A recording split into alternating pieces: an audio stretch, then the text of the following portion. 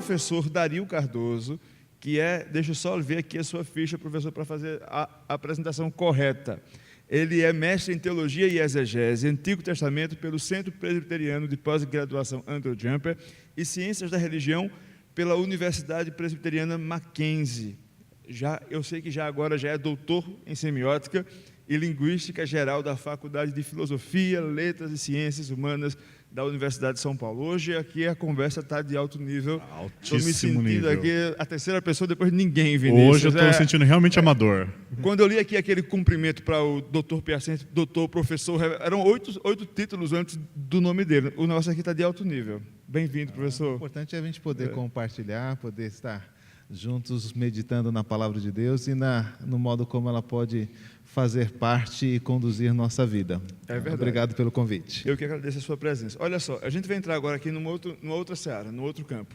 Eu li um artigo escrito pelo professor Felipe, onde ele fala sobre ciência e teologia, né, que são duas áreas de conhecimento e que muitas pessoas entendem como sendo opostas, como inconciliáveis.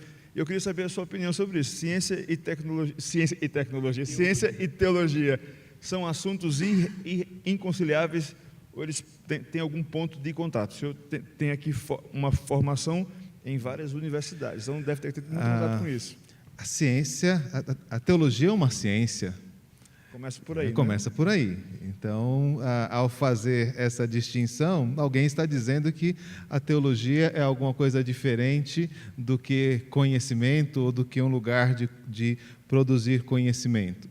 Então, creio que existe, de fato, muitos conflitos, tanto internos à teologia, quanto internos à ciência, quanto em certos ramos da teologia e em certos ramos da ciência. Mas eu creio que a verdadeira ciência, ela, em todas as dimensões do conhecimento humano, ela vai servir para ajudar cada um de nós a melhor compreender pontos que a teologia já nos deu previamente. Então, quando nós pensamos nos aspectos biológicos, nós temos uma afirmação bíblica de que Deus criou todas as coisas. Essa afirmação teológica, ela nos governa nas nossas decisões pessoais, éticas, mas é importante saber como Deus as criou. E quem deve fazer isso não é a teologia já deu a sua contribuição a este conhecimento. Agora, cabe ao biólogo ver quais são as maravilhas do Senhor no campo da vida. Ou ao astrônomo ver quais são as maravilhas do Senhor nas estrelas e nos planetas. Ou ao psicólogo, ou aquele que está trabalhando com literatura, com letras. Todas essas coisas fazem parte da criação. A teologia nos afirma que Deus é o responsável por todas estas coisas. Mas a beleza e a grandeza destas coisas precisam ser descobertas para o homem. E a ciência é um desses modos como nós louvamos, pelos quais nós louvamos a Deus com consciência, com verdade. Eu sempre costumo dizer assim que Deus ele não gosta de bajulação. Ele quer ser louvado de verdade. Então, quando nós louvamos a Deus como Criador, isso nos responsabiliza a conhecer a sua criação, porque senão vai ser apenas bajulação. Ele diz que então eu vou dizer porque ele vai ficar alegre. Não, isso é alguma coisa de fato e de verdade. Professor Felipe, o artigo é seu. Então, rapaz, quase que eu perguntei para você, para saber se você entendeu meu artigo. Eu ia falar, okay. Eu mando o link. Eu ia falar, fala aí para você. Ok. Bem, é importante definir palavras, né? Importante definir palavras. Quando a gente fala de ciência, a gente está falando geralmente de quê? Quando a gente fala do conflito, não é? Que existe entre fé cristã teologia, e ciência. Agora vamos definir ciência. Então, geralmente, quando as pessoas falam num conflito entre ciência e teologia, o que eles têm em mente é a ciência moderna, que é um tipo de ciência particular, feita basicamente com base na experimentação empírica e na articulação matemática dos conceitos. Então, basicamente, é acerca disso que as pessoas estão falando.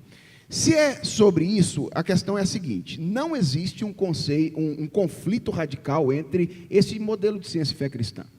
Aliás, vários textos estão aí para dizer que, na verdade, a fé cristã teria sido exatamente o pensamento que originou este tipo de ciência. Aliás, você só pode falar em regularidade no universo a ponto de poder prever matematicamente as coisas, porque você afirmou antecipadamente a natureza pessoal desse universo e que existe uma pessoa que trouxe à existência essas coisas. Então, a ciência moderna não tem nenhum tipo de conflito radical, essencial, com a fé cristã. Pelo contrário, ela foi impulsionada, dentre outras coisas, pela fé cristã. Por que a ciência não nasceu, esse tipo de ciência não nasceu antes do impulso da fé cristã? Porque a fé cristã, por exemplo, dessacralizou o mundo, o universo. Antes o universo não podia ser pesquisado, porque ele era divino. As pessoas viam o universo como divino. Era pecaminoso mexer no universo para pesquisá-lo. Ele estava cheio de deuses, não é? Mas o cristianismo desacralizou o universo e disse: olha, isso aqui é criação divina. É importante, precisa ser estudado, mas não é divino, é criação divina. E podemos, então, pesquisar essas coisas, fazer empiria com isso. Então, não há essencialmente um conflito. Existe um conflito particular por trás desta relação? Existe, mas ele é um conflito de cosmovisões. O conflito não é de fato entre fé cristã e ciência, é entre teísmo e materialismo.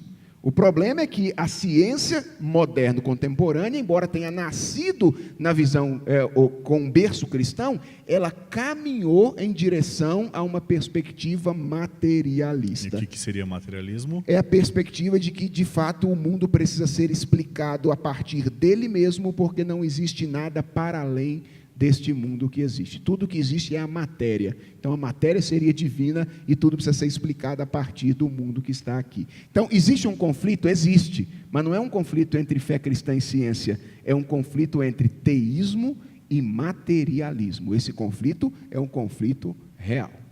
Mas e quando a gente fala sobre a questão de fé e ciência, normalmente o que a gente ouve do outro lado é que a gente usa Deus como a resposta para tudo, né? O Deus dos gaps, né?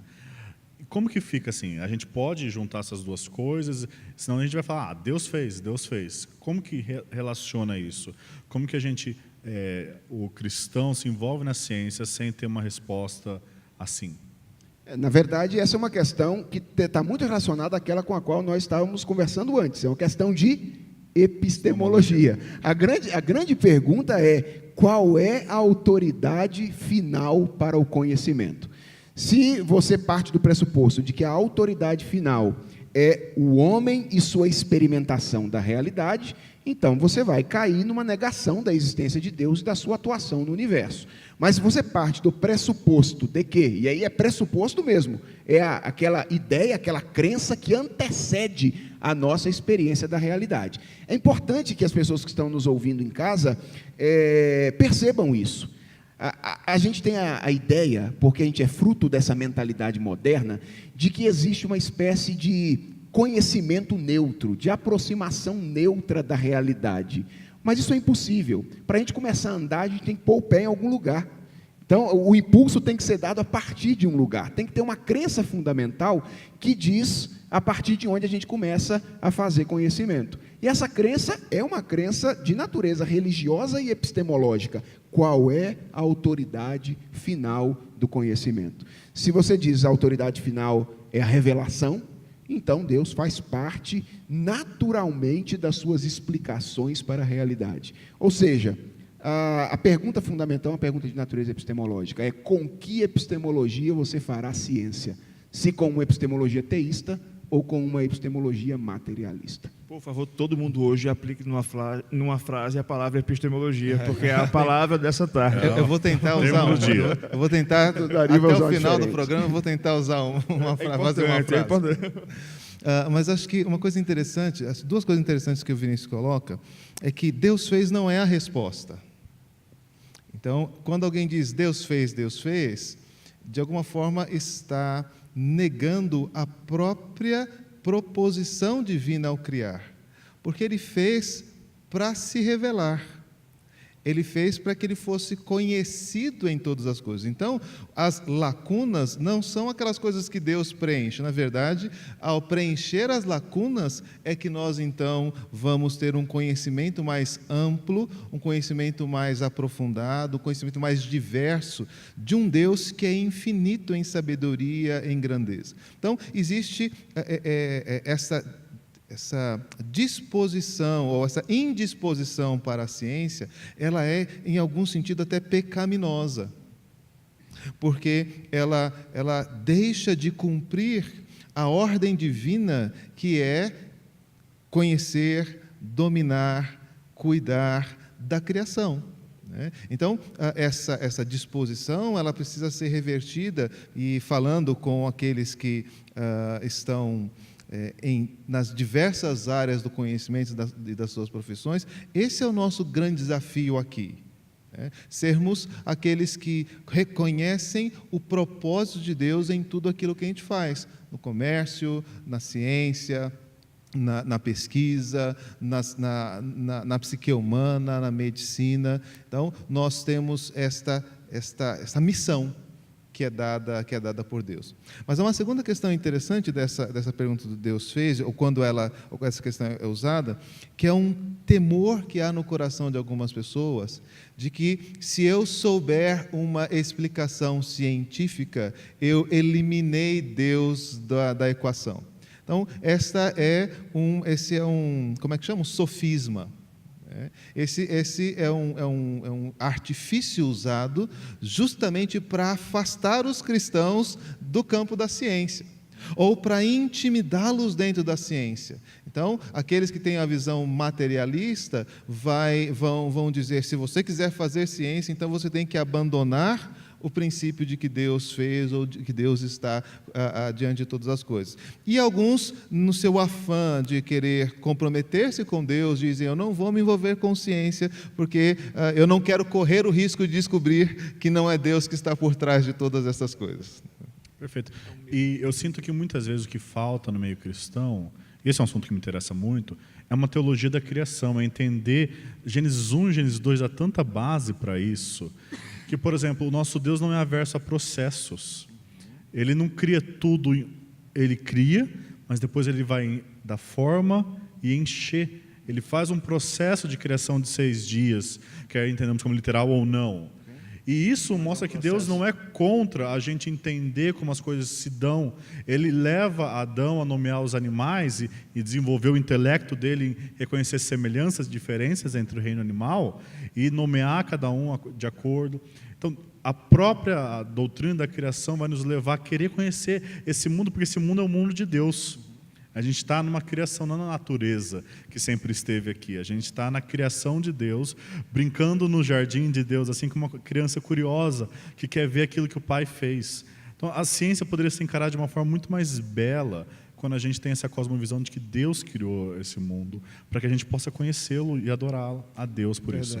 A gente precisa avançar no assunto, né? O professor Felipe, ele é o supervisor teológico-filosófico do Sistema Mackenzie de ensino, né? E a gente sempre está falando aqui da teologia para amadores, e que todo mundo faz teologia, quer queira, quer não. Crianças também fazem teologia. Ontem aqui o professor Tarcísio apresentou um material que ele desenvolve para crianças, e você está envolvido diretamente na educação de crianças e adolescentes. Como acontece esse trabalho de supervisão teológica? O que é isso na prática? Como é que você trabalha teologia no Sistema Mackenzie de educação? O que é isso? Joia. Na verdade, eu sou um dos revisores, dos consultores teológicos filosóficos do Sistema Mackenzie de ensino. Nós temos uma equipe, Dr. Mauro, ele está envolvido nesta equipe. Há 3 outros colegas que trabalham conosco internamente: o reverendo Wellington, o reverendo Daniel e o presbítero Everton. Eles auxiliam no trabalho de revisão de todo o material do Sistema Mackenzie de ensino. O que nós fazemos no Sistema Mackenzie de ensino é promover ou produzir um material didático à luz de uma perspectiva cristã. Esse é o nosso objetivo lá. E por que a gente tem feito isso?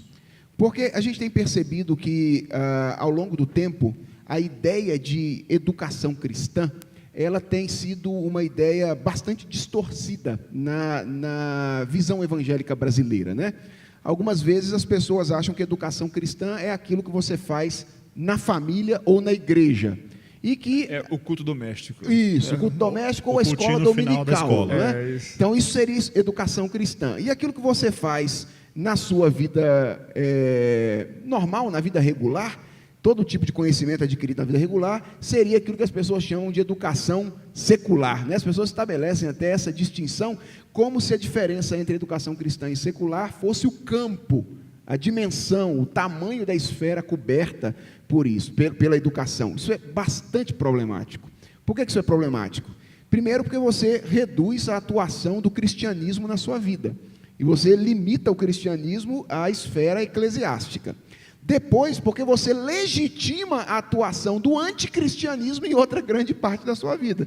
Você diz, olha, o cristianismo precisa se desenvolver nessas áreas da minha vida, mas em outras áreas ele não precisa se desenvolver e não tem nem que tocar essas áreas da minha existência. Que isso vai voltar ao que a gente falou antes sobre epistemologia e a questão de separar fé e razão. Tem tudo a ver com isso, a coisa está toda Eu usei a palavra. junta e misturada. Está toda junta e misturada. E aí, até o movimento, às vezes, de educação cristã escolar, que é um movimento crescente no Brasil, né? Escolas cristãs, as pessoas às vezes nem sabem que existem escolas cristãs, sabia? Tem gente que nem sabe que essa é uma possibilidade real, inclusive prevista pela Constituição brasileira, escolas confessionais. Então, inclusive, às vezes, algumas escolas confessionais não compreendem exatamente o que seria ser uma educação cristã. Por quê? Porque algumas delas dizem assim, ok, nós queremos ser uma escola cristã. E aí elas dizem, o que a gente tem que fazer? A gente tem que começar as aulas com a oração. Não é? Começar as aulas com a oração. A gente tem que botar uns versículos assim na lousa, no começo das aulas, ou então no cabeçalho das provas. A gente tem que fazer um culto assim na quarta-feira, no segundo horário, aí a gente pega os meninos, bota todo mundo no auditório, faz um culto, aí tem um capelão que vai dar uma mensagem, o grupo de louvor lá dos meninos vai tocar, etc. Atividades devocionais fora da sala de aula. Exatamente. Né? Ou quando muito a gente tem uma disciplina de ensino religioso. Né? Que seria exatamente para isso. Qual é o entendimento que nós temos tido? É o entendimento de que o cristianismo deve afetar toda a nossa educação.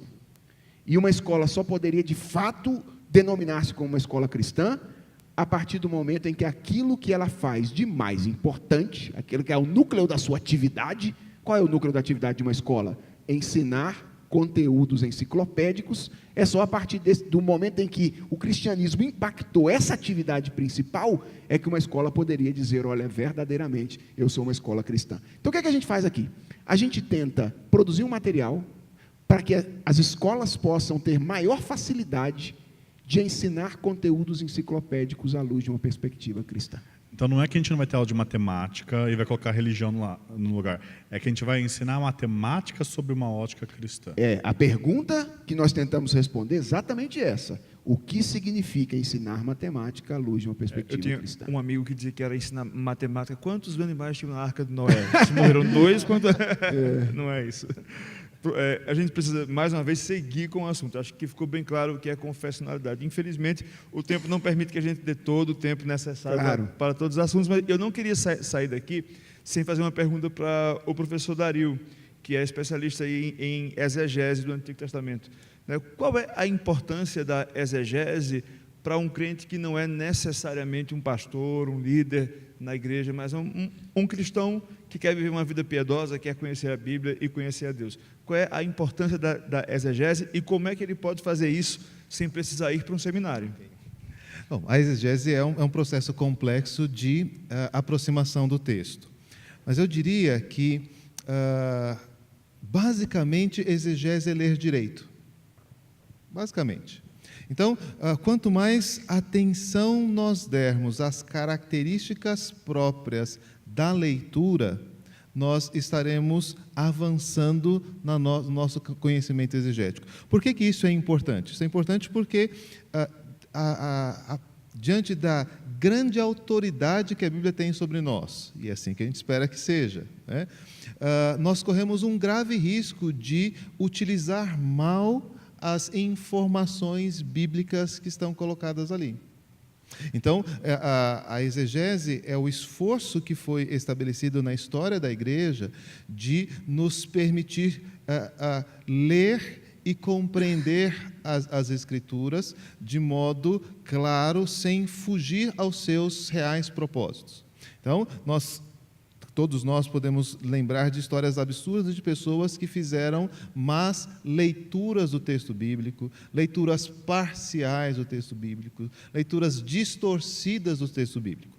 Então, um crente que faz como os irmãos lá em Bereia, que quando ouviram Paulo e Barnabé anunciar que Jesus era o Cristo, o Messias prometido nas Escrituras. Então, o que eles fizeram? Eles não tinham conhecimento teológico, eles não tinham formação no seminário, mas eles ouviram Paulo fazer afirmações sobre a promessa do Messias que se cumpriu em Jesus Cristo. E o texto bíblico diz que eles foram conferir se era realmente assim.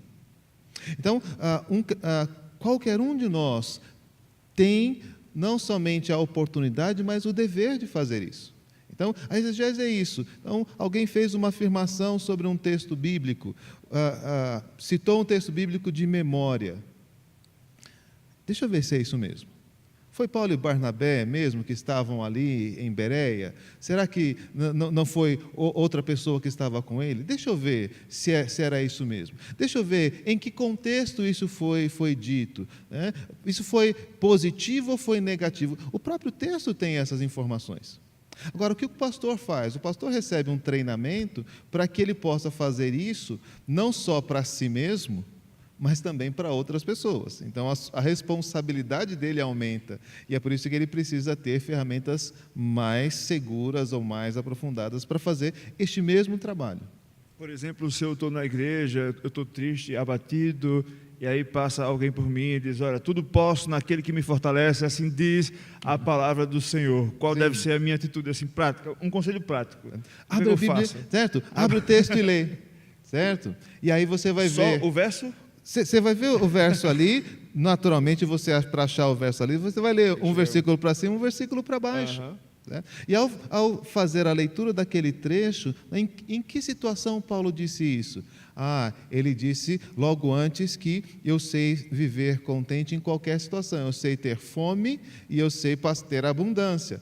Então tudo posso tem a ver não só com a vitória sobre a minha dificuldade, mas eu também posso permanecer na minha tristeza. O próprio texto já diz o que é o tudo, né? Isso. O texto já diz o que E é o o que eu tudo. posso. O que eu posso, né? E que eu posso. Verdade, Vinícius? Eu acho que uma questão boa que você trouxe, a questão de ler, o Piper ele fala que muitas vezes a gente olha para o texto bíblico como se fosse um colar de pérolas, sabe? A Bíblia como caixinha de promessa, que você pega um versículo aqui, pega um versículo lá, mas é mais como uma corrente, onde um texto puxa o outro, que vai dando argumento para o outro, e se você olhar o texto assim como alguma linha que vai seguindo, e não só pontos específicos, versículos chaves, você vai entender o processo. Então você vai ver que não é só pegar esse versículo e tirar ele totalmente do contexto e entender o que você quiser, mas você vai ler ele dentro do texto maior. Talvez quem está em casa vai procurar por exegese, vai encontrar lá algumas coisas meio estranhas, hebraico, grego e tal. Então, talvez, é só uma sugestão, fosse melhor procurar até por hermenêutica. Hermenêutica é uma disciplina um pouco mais basilar do que a exegese. Então, se você está começando aí a caminhada teológica, procure por hermenêutica bíblica, porque aí você vai ter os princípios básicos de interpretação e vai ser menos assustador. Posso fazer um momento plim-plim aqui? A Fiel está lançando um livro chamado 40 questões para se interpretar a Bíblia, que é bem introdutório sobre a hermenêutica, de uma forma bem simples, em questões que não tão técnicas assim como outros livros, que podem ajudar as pessoas a compreender melhor a Escritura. Foi bom, Vinícius, porque você já entrou na reta final do programa, que era justamente isso. Eu queria pedir para cada um de vocês aqui dar algumas sugestões para quem está em casa, de blogs, revistas, livros, qualquer ferramenta que alguém que está em casa, não vai para o seminário, possa ter acesso pela internet ou numa livraria. Quais são as sugestões que vocês dão para que as pessoas amadoras possam fazer teologia? Agora, não mais na área técnica, tá? Ok. Todas as áreas. Pode começar pelo nosso especialista. Olha, ali eu conheço em um blog internet. muito bom, Eu também já ouvi falar chamado de um Voltemos muito ao bom. Evangelho. Dizem que é bom esse negócio. Mas tem vários blogs bons que surgiram agora. Eu tenho, por exemplo, o Tuporém, que é focado mais na apologética. Tuporém, você tem o Bereanos, que também é uma apologética com bastante conteúdo lá. Você tem o Ministério Fiel, que tem bastante conteúdo teológico, pastoral. Você tem a Fides Reformata, para quem quer aprofundar um pouco mais ainda com artigos acadêmicos. Tem muito material bom. Você põe no YouTube, tem muitas pregações, tem aula gratuita. Agora, tem de tudo também, né? O Isso. YouTube apresenta todo tipo de teologia. A gente estava até conversando, né? A boa e a complexa. Tem, A boa assim, complicada. tem humoristas, vários humoristas, inclusive cristãos, no YouTube. E legal ele fazer humor. Mas o que me angustia o coração é quando o pessoal vai ouvir o humorista fazer teologia e vai querer explicar as coisas. Não, separa uma coisa da outra, né? Um pouquinho, né? Mas tem bons canais, tem o canal CPJ, tem o canal do Ministério Fiel, do Voltemos Evangelho, com bons conteúdos lá. Antes do Felipe, deixa eu só cumprimentar aqui o pessoal da audiência. Ilma Lins de Oliveira Pires, um abraço aí para você. Carlos Roberto Teles perguntou aqui sobre educação em um país que as pessoas saem da escola sem conseguir interpretar o que lê. Eu acho que o professor Dario já falou um pouco sobre isso aqui, quando falou sobre a exegese. A Pati Martins está reclamando que a transmissão está falhando muito. Pati, confere aí a tua conexão, porque eu acho que aqui está indo tudo bem, pelo menos o upload, tá? Então eu acredito que deve ser aí na sua conexão de casa. O Marco Aurélio também mandou um abraço, a gente manda outro de volta, e agora o professor Felipe pode mandar aí as suas sugestões também. Eu vou fazer 2 indicações apenas, porque eu sei que se a gente for falando muitas coisas aqui, vai ser difícil pegar lá. Então, naquilo que conversamos um pouco sobre cosmovisão, relação entre cristianismo e cultura, eu gostaria de indicar apenas um pequeno livro publicado pela editora Cultura Cristã, do Albert Wolters, chamado A Criação Restaurada, uma base bíblica para a cosmovisão cristã. Esse é um livro bastante simples, mas é um daqueles livros que é uma pérola. Cada parágrafo precisa ser mastigado e ele precisa ser desdobrado em vários aspectos. Então, para aquele que gostaria de ter uma noção do que seria uma cosmovisão cristã, gostaria de discutir essa questão da relação cristianismo e cultura, fé cristã e ciência, esse é um bom livro. E uma outra indicação é uma indicação de curso, mais uma vez, na nossa escola, no Centro de Pós-Graduação André Jumper. O André Jumper tem um curso à distância, nós temos um EAD com alguns programas diferentes. Entre na nossa página, o nosso curso é completamente assíncrono, ou seja, você pode fazer o seu horário para poder estudar e estudar de acordo com o seu tempo, as suas Só condições. lembrar a página, Felipe, cpaj.mackenzie.br. Isso, cpaj.mackenzie.br, e aí você pode entrar a qualquer momento. O EAD não tem um processo seletivo definido, a qualquer momento você pode entrar em contato conosco, mas é sempre melhor começar na virada de ano, num ano novo, é mais tranquilo. Mas está com pressa, vai agora mesmo, né? Vai lá. Vamos logo. Dario. Eu gostaria de recomendar dois caminhos, de modo geral, para um aprofundamento no conhecimento bíblico, que são os comentários bíblicos. É uma riqueza que nós temos. As grandes editoras evangélicas, todas elas têm séries de comentários muito bons e que nos ajuda a ter essa proximidade mais aprofundada com as Escrituras e com um conhecimento mais amplo. E um material pouco utilizado na atualidade, que são os atlas bíblicos. Nós temos atlas históricos, temos atlas geográficos, há um material muito excelente da cultura cristã, descobrindo o Antigo Testamento, descobrindo o Novo Testamento, capítulos curtos de 5 ou 6 páginas, bem ilustrados, com figuras, com fotos, com gráficos. Então, esse material é um material que pode enriquecer muito o nosso conhecimento teológico e a nossa compreensão dos textos bíblicos. Uma última palavra. Tudo isso aqui, gente, é para conhecer a Bíblia. Então, a primeira coisa mais importante é ler a Bíblia. Ou seja, todo o restante é só um caminho para que a Bíblia seja conhecida. Se você lê todas essas coisas mas não ler a Bíblia, então você vai perder o principal. São ferramentas auxiliares. Falando em comentários, o Ministério Fiel disponibiliza gratuitamente no site Biblioteca João Calvino vários comentários de João Calvino, de graça lá. Você pode acessar e ler. Você está lendo Gálatas, o que Calvino falou sobre esse versículo. Você pode ir lá e consultar gratuitamente. Eu acho que a grande conclusão que a gente chega aqui, depois desses 2 programas que teriam meia hora e teve uma cada um, é que ferramentas não faltam, né? Eu acredito que qualquer pessoa que está em casa e quer se aprofundar no conhecimento bíblico e no crescimento espiritual, tem ferramentas à sua disposição, tem gente preparada, inclusive disposta a investir tempo e energia nisso, basta querer dar os primeiros passos.